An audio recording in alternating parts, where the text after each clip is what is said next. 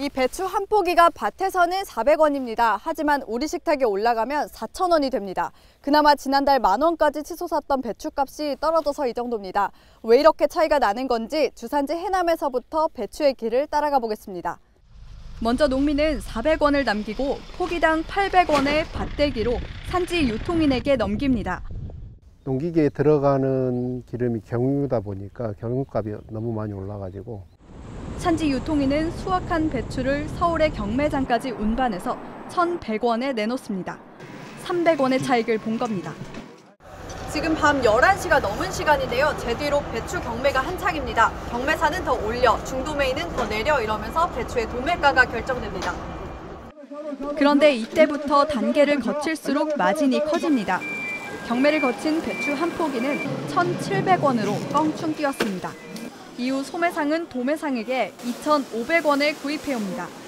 소비자에게 팔 때는 1,500원을 붙여서 4,000원에 팝니다.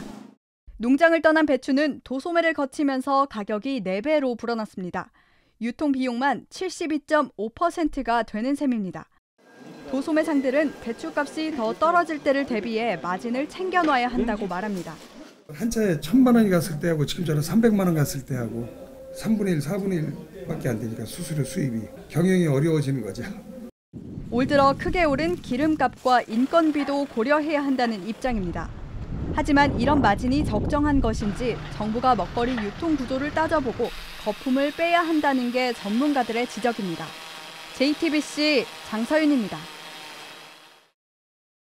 수입 물가가 치솟자 지난 6월 윤석열 정부는 특단의 카드를 꺼냈습니다. 올해 연말까지 많이 먹는 수입식품에 관세를 매기지 않기로 한 겁니다. 대표적인 게 뱃길을 통해 컨테이너로 들여오는 수입산 돼지고기인데 7만 톤에 한해 최대 25%인 관세를 없앴습니다.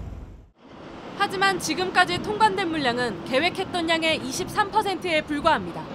정책이 외면받은 건 미국과 유럽산을 중심으로 수입 돼지고기의 90%가 이미 무관세로 들어오고 있기 때문입니다.